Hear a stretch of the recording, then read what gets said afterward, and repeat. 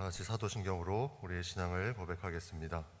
나는 전능하신 아버지 하나님 천지의 창조주를 믿습니다. 나는 그의 유일하신 아들 우리 주 예수 그리스도를 믿습니다.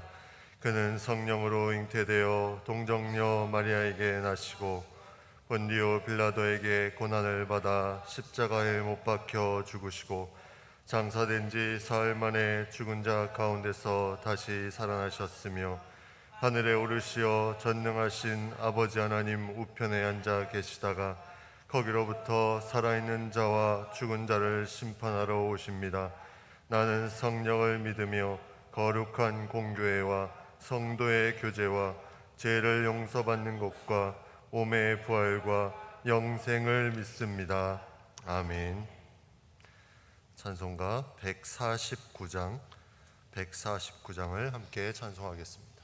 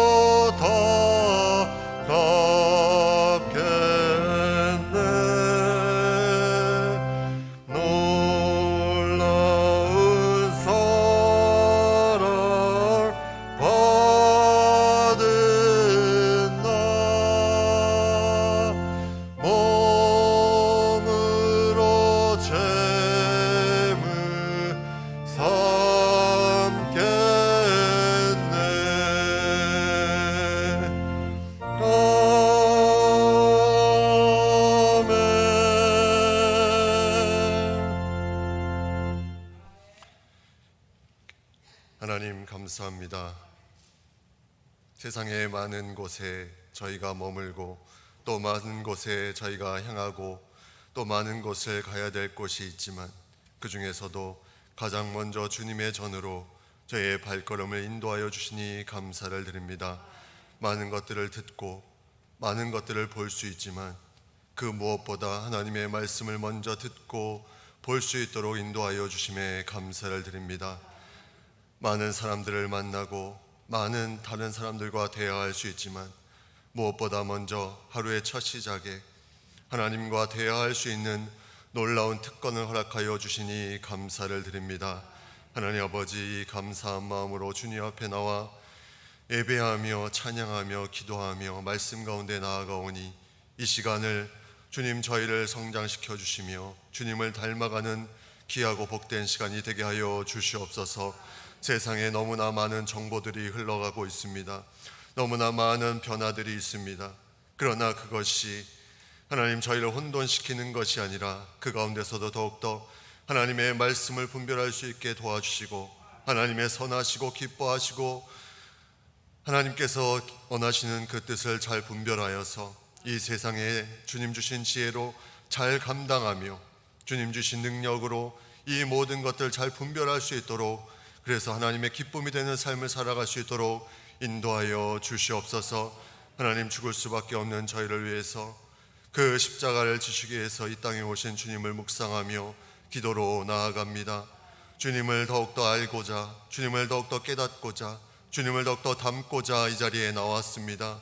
그 십자가의 길을 묵상하며 저의 삶에 하나님 주신 말씀으로 새롭게 하게 도와주시고 하나님 주신 능력으로 저희가 변화될 수 있도록 인도하여 주시며, 특별히 저의 심령과 저의 배부를 찔러 쪼개는 그 말씀이 저의 삶의 중심이 되어서 움직일 수 있는 힘있고 운동력 있는 말씀으로 역사할 수 있도록 저희를 변화시켜 주시옵소서.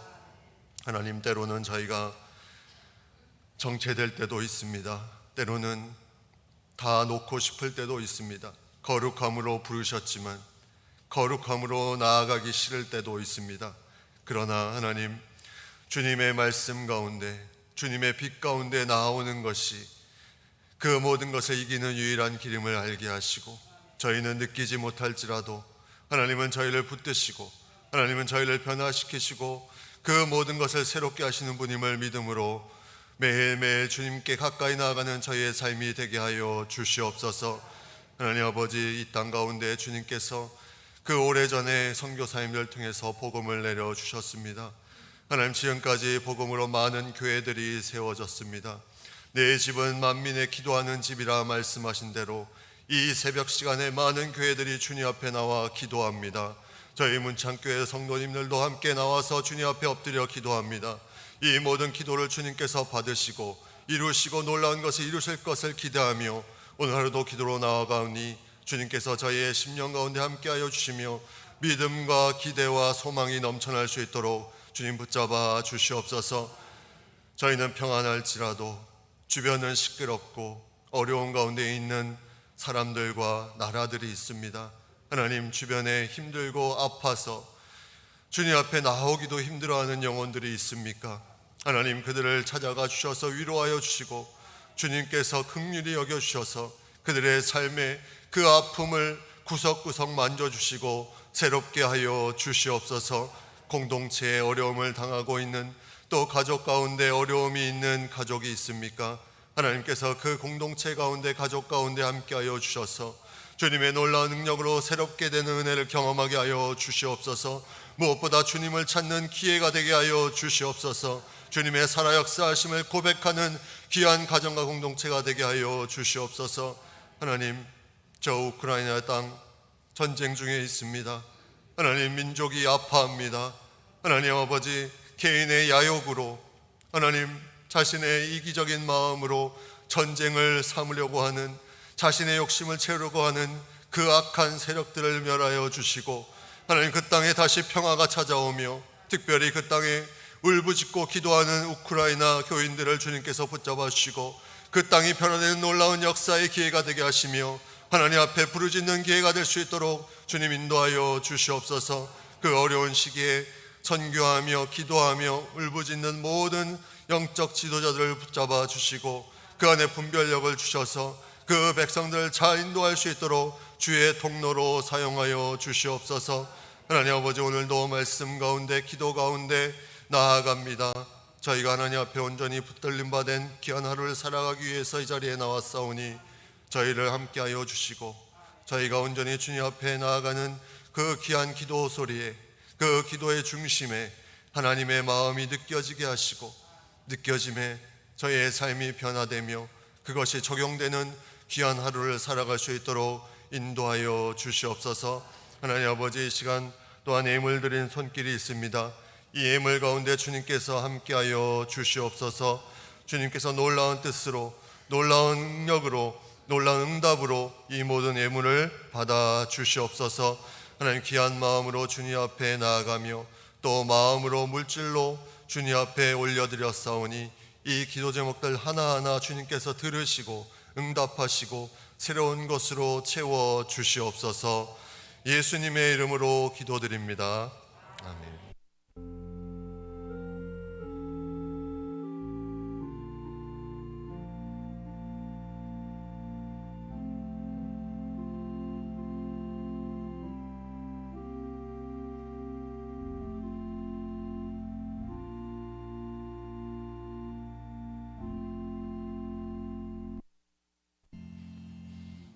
하나님의 말씀 마태복음 21장 28절부터 32절까지 말씀입니다.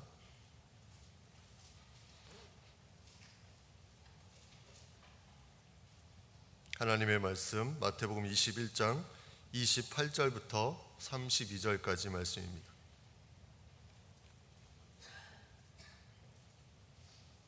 한 목소리로 같이 봉독하겠습니다. 그러나 너희 생각에는 어떠하냐? 어떤 사람에게 두 아들이 있는데 맏아들에게 가서 이르되 예 오늘 포도원에 가서 일하라 하니 대답하여 이르되 아버지 가겠나이다 하더니 가지 아니하고 둘째 아들에게 가서 또 그와 같이 말하니 대답하여 이르되 실소이다 하였다가 그 후에 뉘우치고 갔으니 그 둘 중에 누가 아버지의 뜻대로 하였느냐? 이르되 둘째 아들이니이다. 예수께서 그들에게 이르시되 내가 진실로 진실로 너에게 이르노니 세리들과 창녀들이 너희보다 먼저 하나님의 나라에 들어가리라. 요한이 의의 도로 너에게 왔거늘 너희는 그를 믿지 아니하였을 때 세리와 창녀는 믿었으며 너희는 이것을 보고도 끝내 뉘우쳐 믿지 아니하였도다. 아멘.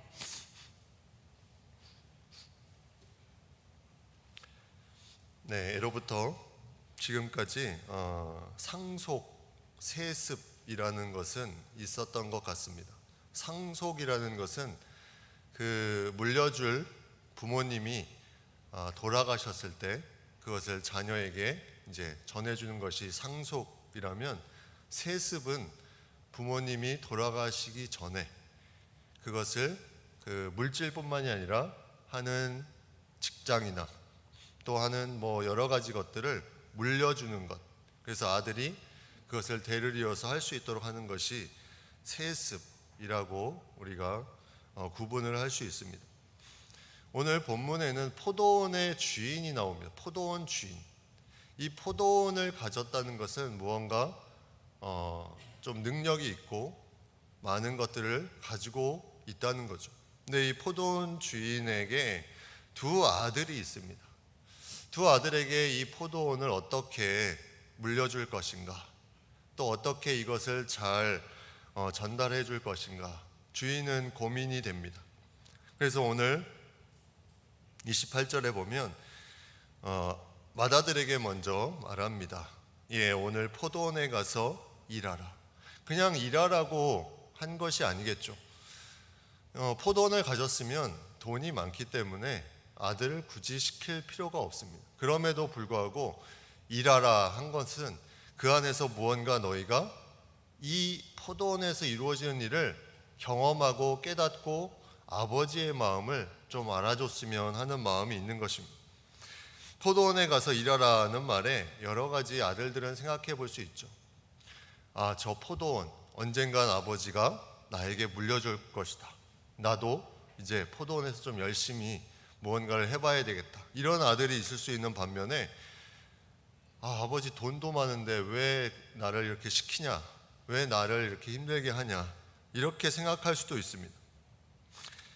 아버지의 마음을 이 아들들이 아는지 모르는지 모르겠지만 오늘 첫 번째 아들을 보면 이 아들은 처음에 어떻게 대답했습니까? 29절에 보면 가겠나이다. 너무나 당당하게 말합니다. 가겠나이다. 그러나 그 다음에 뭐라고 나옵니까? 가지 아니했다. 말은 명확하게 했습니다. 내가 가겠습니다. 그러나 후에 가지 않았다. 무엇이 그 마음을 바꾸어 놓았을까? 근데 그 뒤에 둘째 아들에 보면 둘째 아들은 똑같은 포도원에 가서 일하라 이 말에 뭐라고 대답했냐면 실소이다. 실소이다.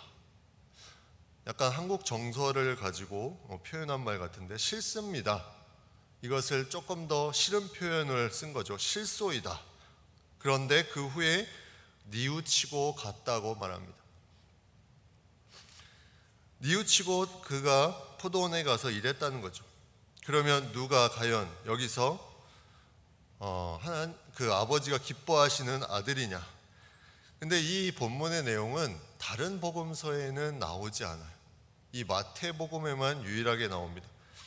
근데 이 앞의 내용과 연관시켜서 우리가 볼 필요가 있어요. 앞의 내용이 어떤 내용이냐면 예수님의 권위에 대해서 논쟁하는 내용입니다. 대제사장들과 서기관들과 장로들이 나와서 너는 무슨 권위로 이런 일을 하느냐 이렇게 예수님께 묻게 되죠. 그때 예수님께서 요한의 그런 부분에 대해서 묻습니다. 너희는 요한의 세례가 어디서부터 나온다고 생각하느냐? 하늘로부터냐? 땅으로부터냐? 그때 그들이 대답하지 못합니다. 왜냐하면 하늘로부터라고 하면 그 하늘로부터 그 권위가 왔다고 하면 요한의 세례를 받은 예수님의 권위도 인정하기 때문에 그렇게 말할 수 없다는 거죠. 또 땅으로부터 하면 이 땅에 있는 많은 사람들, 이미 요한을 선지자로 알고 있는 이 많은 사람들이 선지자면 하나님의 사람인데 땅으로부터 왔다 그러면 자신들이 그 백성들에게 받을 비난을 감당해야 되기 때문에 할 말이 없는 것입니다. 그래서 말을 하지 못하니까 예수님께서 오늘 본문 앞에 말씀하시죠.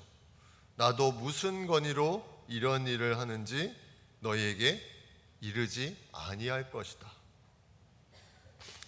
그러면서 그 후에 그러나 하면서 나온 내용이 이 본문의 내용입니다. 포도원 주인, 이 포도원 주인이 상징하는 분은 하나님이시죠. 그리고 두 아들이 상징하는 분은 이 앞의 내용과 연관시켜 보면 한 아들, 처음에는 가겠나이다 했다가 가지 않은 그 아들은 이렇게 예수님의 권위를 가지고 대적했던 그 유대 지도자들, 그리고 그 뒤에 둘째 아들, 처음에는 싫습니다 했다가 돌이켜 간 그 둘째 아들은 그 뒤에 나오는 세리와 창녀들을 상징한다고 생각할 수 있습니다. 그렇다면 마태복음은 왜 이렇게 이 비유를 들어서 다른 복음서에 없는 그런 내용을 추가했을까? 마태복음은 유대인을 향해서 쓴 복음서로 알려져 있습니다. 유대인들에게 무언가 정확한 너희들의 가지고 있는 그 율법적인 마음, 겉으로 보이려고 하는 마음, 그런 척하는 마음들을 명확하게 꼬집어주고 싶었던 거죠. 그래서 이 두 아들의 비유를 통해서 너희의 모습이 이런 모습이다, 이것을 알려주고 싶었던 것입니다. 이 아들들의 모습을 그러면 우리가 한번 다시 보기로 원합니다. 첫째 아들, 그는 가겠습니다 했다가 마음을 바꿔 가지 않았습니다. 마음을 바꿔서 가지 않았는데 그 안에 무슨 일이 일어났다는 거죠. 둘째 아들, 싫다고 했다가 마음을 바꿔서 뉘우치고 갔다고 말합니다. 저희 가정에도 비슷한 일이 있었습니다. 제가 이제 마산에 다시 가게 되어서 아들에게 말했죠. 아들아, 이제 마산으로 이사를 가야 되겠다. 아들이 뭐라고 했을까요? 실소이다. 아빠 혼자 가세요. 왜냐하면 저희 아들이 초등학교를 이번에 어제 이제 전학을 수속을 다 끝냈는데 4번째 초등학교 계속 바뀌었습니다. 근데 저는 할 말이 없더라고요. 미안하다. 아들한테 이건 하나님의 뜻이다. 이럴 수가 없었습니다. 미안하다. 미안하다. 근데 이 아들이 나중에 아빠 생각해 볼게. 그러더니 한참 후에 그 중간에 이제 좀 작업이 있었죠. 제 지갑도 좀 털렸고 여러 가지 이제 사건이 있다 보니까 나중에 같이 가겠다고. 그 말에 너무나 기뻤습니다. 처음에 실소이다. 아빠 혼자 가. 이랬다가 같이 간다는 그 말에 오늘 본문에 나오는 이 아들, 첫째 아들의 그 부분은 어쩌면 하나님의 말씀을 너무나 잘 알고 있습니다. 아버지의 그런 여러 가지 것들을 잘 알고 있습니다. 그래서 대답은 뭘 해야 되는지 알고 있어요. 하나님이 이렇게 질문하시면 대답은 이렇게 하는 것이야. 이거를 명확하게 알고 있습니다. 그러나 어떻게 됐습니까? 영적 전쟁 가운데 그는 자신의 것을 더 앞세우고 그것을 바꿔버렸다는 거죠. 사도 바울이 이렇게 고백합니다. 내 지체 속에서 한 다른 법이 내 마음의 법과 싸워 내 지체 속에 있는 죄에 사로잡는 것을 보는도다. 너무 힘들고 싫고 짜증나고 상처를 받아 나는 이것을 못하겠다 할 때가 있습니다. 근데 이것이 영적 전쟁 가운데 계속해서 싸우고 싸워서 하나님의 마음을 알아가기 시작하면 이 둘째 아들처럼 반응을 하기 시작합니다. 반대로 이 첫째 아들처럼 뭔가 내가 하겠다는 그 의지는 있는데 그 안에 영적 전쟁 가운데 내 상황, 내 생각, 나의 어떤 주변의 환경들이 먼저 앞세워지니까 이제는 반응을 하지 못합니다. 가지 못합니다.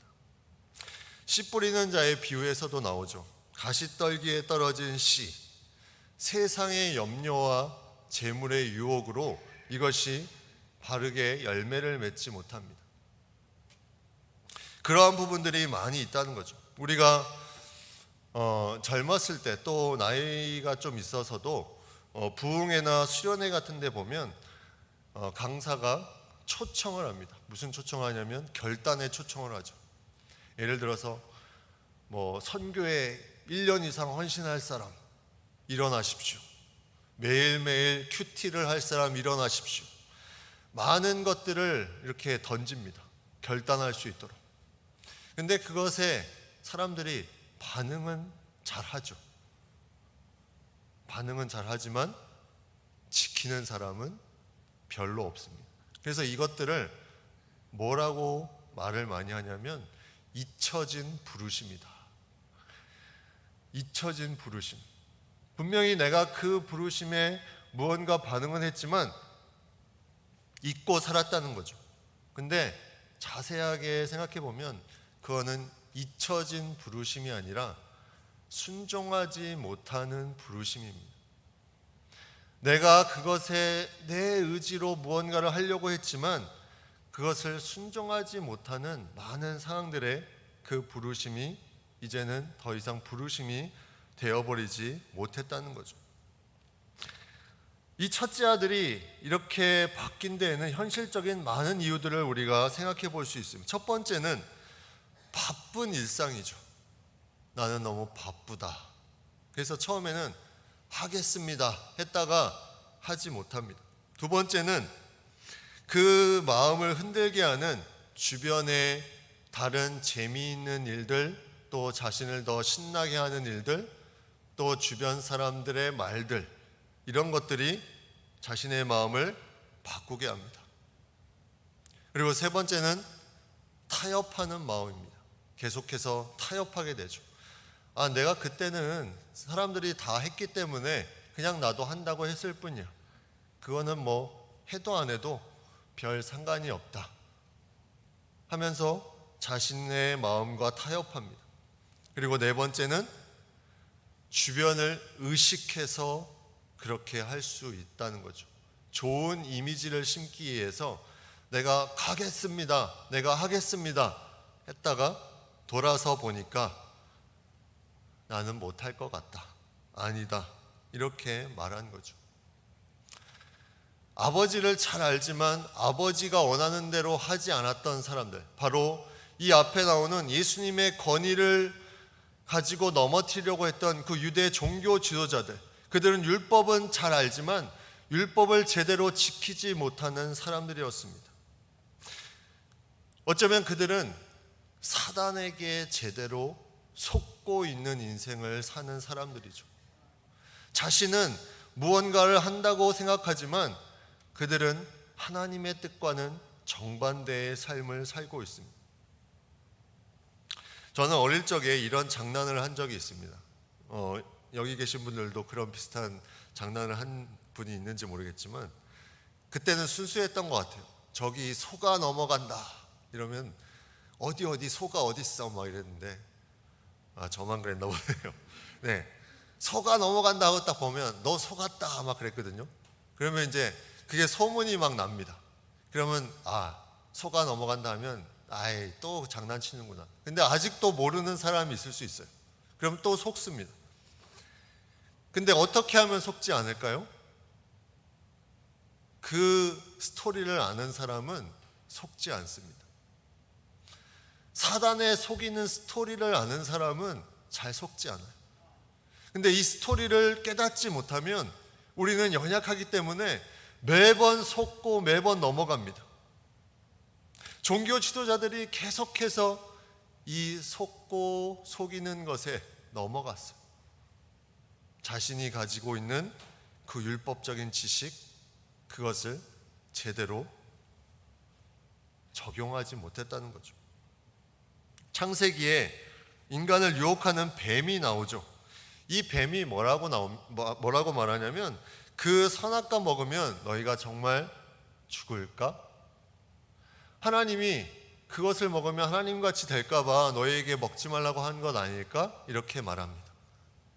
그때 인간이 속아 넘어가죠. 우리의 삶에 이러한 것들이 남의 일이 아닙니다. 사울 왕은 기름 부음을 받았어요. 그는 하나님의 놀라운 능력을 가진 자입니다. 그런데 그가 어떻게 속아 넘어갔습니까? 한 인간을 미워하는 삶으로 속아 넘어갔습니다. 그의 인생은 정말 하나님의 쓰임받을 수 있는 놀라운 인생이었는데 그는 속아 넘어가서 한 사람을 죽이는 데 매진하며 그의 인생을 다 탕진합니다. 사단에게 제대로 속은 거죠. 가룟 유다는 또 어떻습니까? 가룟 유다도 제자로 헌신했지만 그는 그 돈에 속아 넘어갔죠. 첫째 아들의 모습입니다. 내가 분명히 무엇을 한다고 말은 했지만 그 많은 주변의 유혹과 주변의 환경과 주변의 상황들을 통해서 내 마음이 바뀌기 시작해요. 위험해집니다. 그런데 두 번째 아들은 어떻습니까? 처음에 싫다고 했지만 단호하게 거절했지만 그가 뉘우쳐 갔습니다. 뉘우친 가장 큰 이유가 무엇일까? 그게 무엇일까요? 바로 아버지의 마음을 그는 알기 시작했다는 거죠. 아버지의 마음이 느껴지니까 처음에는 싫습니다. 그런데 왜 아버지가 나에게 이런 일을 시켰을까? 그것을 묵상하다 보니까 뉘우치고 갔다는 거죠. 처음에 싫습니다 했을 때 사단이 어떻게 생각했을까요? 사단 할 맛 나는구나. 그래, 사단은 이래서 재밌는 거야. 뜻대로 살지 않겠다고 단호하게 말하면 사단이 너무나 좋아합니다. 그런데 뉘우치고 가는 순간에 이제는 사단에게 속는 자가 아니라 사단을 속이는 자가 됩니다. 처음에는 사단이 좋다, 그래 너 그렇게 단호하게 거절해라, 하고 사단이 방심하게 되죠. 근데 뉘우치고 갑니다. 사단을 속이는 자가 됩니다.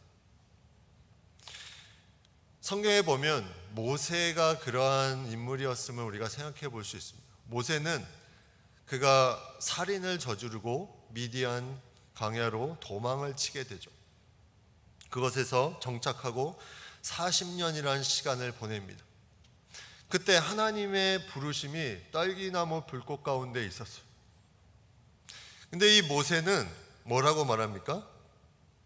나는 살인자다. 저들이 내 말을 믿지 않을 것이다. 그리고 나는 말이 너무나 둔해. 나는 말을 제대로 하지 못하는 사람입니다. 하나님, 나는 이 일을 할 수 없습니다. 그때 사단이 어떻게 생각했을까요? 그래, 바로 그거야. 너는 할 수 없어. 근데 하나님께서 그 모세의 마음을 계속 만지십니다. 보여주시고 붙여주시고 사람을 붙여주시고 이 모세의 마음이 움직입니다. 뉘우치기 시작합니다. 그래서 그가 돌이킵니다. 하나님, 제가 가겠습니다. 그 놀라운 출애굽의 역사가 이 뉘우친 모세를 통해서 이루어집니다. 요셉은 또 어떻습니까? 요셉은 형들이 그를 팔아넘겼잖아요. 팔아넘겼을 때 그래, 너희 이렇게 잘 싸우는구나. 사단이 얼마나 좋아했을까요? 가족끼리는 그렇게 싸우고 지내는 거야. 서로 치고받고 팔아넘기고. 사단이 여기서 이긴 것처럼 느꼈을 것입니다. 그런데 요셉이 그 후에 이렇게 가족들 앞에 고백하죠. 당신들은 나를 해하려 하였으나 하나님은 그것을 선으로 바꾸사 오늘과 같이 많은 백성의 생명을 구원하게 하시려 하셨나니. 할렐루야. 바로 이 놀라운 역사가, 사단을 속이는 역사가 요셉을 통해서 나타났습니다. 당신들은 나를 해하려 하였지만, 사단은 그때 너무나 좋아했지만 하나님은 그것을 선으로 바꾸사 많은 백성을, 그 생명을 구원하는 것에 나를 사용하셨다. 사단을 속이는 요셉. 다윗은 또 어떻습니까? 다윗은 그가 죄를 범했습니다. 간음죄를 범하고 그 남편을 죽이는 살인죄까지 범했습니다. 사단이 얼마나 좋아했을까요? 그래, 너는 왕으로서 자격이 없어. 너는 그 정도야. 그때 다윗은 철저하게 회개합니다. 하나님의 마음을 가지고 철저하게 나아갑니다. 그리고 그는 뉘우치고 하나님의 마음에 맞는 사람이라는 호칭을 받습니다. 사단을 제대로 속이는 자가 되죠. 우리는 사단에게 속고 있습니까? 사단을 속이는 자가 되고 있습니까? 아버지의 마음을 내가 느끼기 시작할 때 우리는 사단을 속이는 자가 될 수 있습니다. 그러나 입으로는 말했지만 아버지의 마음이 그 안에 없으면 우리는 사단에게 속는 자가 됩니다. 오늘 둘째 아들을 비유하는 이 세리와 창녀, 31절에 보면 그 둘 중에 누가 아버지의 뜻대로 하였느냐, 여기서 이제 결론을 냅니다. 예수 이르되 둘째 아들이니이다. 예수께서 그들에게 이르시되 내가 진실로 너에게 이르노니 세리들과 창녀들이 너희보다 먼저 하나님의 나라에 들어가리라. 이 세리와 창녀는 손가락질을 받고 부정했던 그런 사람들입니다. 그런데 그들이 이 유대 종교 지도자들보다 먼저 하나님의 나라에 들어갈 것이다. 이들이 얼마나 충격이었을까. 저들이 손가락질하고 욕했던 그 세리와 창녀들이 자신들이 그렇게 믿고 있던 하나님의 나라에 자신들이 가장 앞선다고 생각했던 그곳에 그들이 먼저 들어갈 것이다. 나중된 자가 먼저 되는 일이 일어난다는 거죠. 하나님의 말씀에 순종하며 나아가며 그들의 마음을 뉘우친 이들이 바로 사단을 속이고 하나님의 나라를 맛보는 자로 하나님께서 세워주시는 그 놀라운 역사가 나타나는 것을 보게 됩니다. 근데 오늘 본문에 보면 이 언어 성경과 영어 성경에 보니까 첫째 아들과 둘째 아들이 바뀌어서 나옵니다. 무슨 말이냐면 첫째 아들은 처음에 싫다고 했다가 나중에 가겠다고 나오고, 오늘 본문하고 반대죠. 둘째 아들은 처음에 가겠다고 했다가 가지 않겠다고 했습니다. 그 영어 성경, 언어 성경을 보면 조금 더 이해를 할 수 있습니다. 왜 이 둘째 아들이 처음에는 가겠다고 했고 가지 않겠다고 했을까? 그 언어대로 보면, 왜냐하면 주변 사람의 영향을 받을 수 있다는 거죠. 첫째 아들이 가지 않겠다고 한 것을 그는 들었습니다. 그러니까 나도 그것을 하지 않겠다, 그렇게 얘기하고 가지 않는다는 거죠. 우리의 믿음은 사람에게 끌려다니는 믿음이 아닙니다. 누가 어떻게 하든 하나님의 마음을 내가 개인적으로 체험했을 때, 그것을 깨달았을 때 그것을 가지고 반응할 수 있는 그 마음, 그것이 영적 전쟁 가운데 사단을 속이는 자로 승리할 수 있는 마음이라는 것입니다. 현재가 중요합니다. 과거에 무엇을 어떻게 했던지 현재의 세리와 창녀들이 뉘우치고 돌아간 것처럼 우리가 돌이킬 수 있다면 그것이 가장 중요합니다.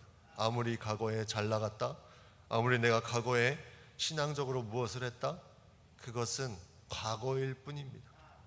현재, 그것이 이어져 내려온 현재, 거기에 내가 돌이켜서 하나님께 나아간다면 그것이 하나님께서 기뻐하시는 아버지의 뜻대로 한 아들의 삶을 살아가는 것입니다. 우리가 고난주간을 보내면서 예수님의 십자가를 묵상합니다. 가장 놀랍게 사단을 속인 역사가 바로 이 예수님의 십자가죠. 예수님이 십자가에 달렸을 때 사단이 얼마나 좋아했겠습니까? 예수님이 저렇게 기적을 베풀고 고치시고 막 다니시더니 결국 저렇게 됐구나, 사단에게 속는 자처럼 보였지만 사흘 만에 부활하시고 사망 권세를 이기시고 그가 모든 것을 깨트리시고 승리하신 분으로 우리 가운데 역사하고 계속적으로 먼 미래 영원토록 함께하고 계십니다. 사단을 속이며 승리한 그 예수님이 우리의 주님이시기에 우리도 확실하게 승리할 수 있습니다. 그 믿음을 가지고 나아가는 우리 모든 문창교회 성도님들 되시길 간절히 바랍니다. 같이 기도하겠습니다. 여러분, 마음속에 혹시 내가 계속해서 속고 있는 것이 있습니까? 내가 속고 있어서 정말 아버지의 뜻대로 하지 못하고 있는 것이 있습니까? 괜찮습니다. 이제 뉘우치면 됩니다. 하나님 앞에 가까이 나와서 뉘우치고 돌이켜서 아버지의 뜻 가운데 나아가면 됩니다. 그것이 무엇인지 하나님 깨닫게 하여 주시옵소서. 그것을 깨달았다면 주님 앞에 나아가 아버지의 마음을 알게 하시고 그것을 뉘우쳐 나아갈 수 있게 해 주시옵소서. 이 시간 기도하기를 원합니다. 그래서 이제는 사단에게 속는 자가 아니라 사단을 속이는 자로 아버지의 그 놀라운 승리의 역사, 그 역사를 가지고 나도 이제 사단을 속이는 자로, 통쾌한 승리자로 떳떳하게 위축되지 않고 당당하게 나아갈 수 있는 삶을 살게 해달라고 이 시간 주여 한번 외치고 함께 기도하겠습니다. 주여! 하나님 아버지 감사합니다. 주님께서 저희를 부르시고 하나님 아버지 기도하게 하시니 감사드립니다. 하나님의 놀라운 역사와 구원의 역사가 우리 가운데 있고 이 모든 것에 하나님의 말씀을 중심으로 나아가오니 주여, 저희가 하나님의 속는 자의 삶에서 하나님을 속이는 자의 삶으로 나아갈 수 있도록 주님 인도하여 주시옵소서. 하나님의 마음을 품고 한 걸음 한 걸음 나아가는 모든 성도님의 삶을 주님 붙잡아 주시고 아버지의 뜻 가운데 더욱더 하나님 말씀 가운데 붙박된 삶을 살아갈 수 있도록 인도하여 주옵소서. 내 안에 고초하고 하나님 아버지의 뜻 가운데 하지 못한 모든 것들을 주님께서 하나님 돌이켜 회개할 수 있도록 마음을 주시며 그 아버지의 뜻 가운데 나아갈 수 있도록 주여 저희를 인도하여 주시옵소서. 하나님의 마음을 품고 나아갑니다. 주의 놀라운 역사를 기대하며 나아갑니다. 하나님 승리하신 주님을 붙잡고 나아갑니다. 내 안에 하나님의 뜻하신 바 그 모든 것을 붙잡고 나아갈 때 우리의 환경과 우리 주변의 상황과 나의 생각과 나의 가치관을 바라보는 것이 아니오 하나님의 말씀을 가지고는 함께 승리할 수 있는 자의 삶을 살아갈 수 있도록 주님 인도하여 주시옵소서. 믿음의 선조들이 걸어갔던 그 삶을 저희도 살아가며 하나님 사단을 속이는 자로 승리할 수 있도록 주님 인도하여 주시옵소서. 아직도 하나님 아버지 힘들어 넘어지고 아파하는 영혼들이 있습니까? 이제부터 다시 한번 주님 앞에 나아가 말씀 가운데 기도 가운데 새로워진 놀라운 주의 역사를 맛볼 수 있게 합니다. 뉘우침을 돌아간 아버지의 뜻대로 행했던 그 둘째 아들처럼 아버지 그 마음속에 뉘우치는 마음이 생길 수 있도록 그래 정금과 같이 단련되어서 새로워지며 하나님의 마음에 악한 자로 설 수 있도록 주의 은혜를 더하여 주시옵소서. 오늘 하루도 그러한 삶을 살 수 있도록 우리 모든 성도를 붙잡아 주시옵소서. 이 세상에 많은 흔들리려고 하는 모든 유혹들과 가치들로 인해서 사단은 저희에게 공격합니다. 하나님 저희를 속이려 합니다. 저희를 넘어뜨리려 합니다. 그 가운데서도 하나님의 말씀을 붙잡고 다시 일어설 수 있도록 주님께서 붙잡아 주시옵소서. 강력한 주의 승리의 권세가 있기에 저희가 위축되지 말고 담대하게 나아갈 수 있도록 주여 붙잡아 주시옵소서. 하나님의 나라가 이미 우리에게 임하였사오니 그 모든 것을 누리며 나아가는 행복한 성도의 삶을 살 수 있도록 오늘을 붙잡아 주시옵소서. 이 모든 것에 주님의 뜻이 있음을 믿음으로 나아가오니 주님께서 역사하시고 함께하여 주시옵소서.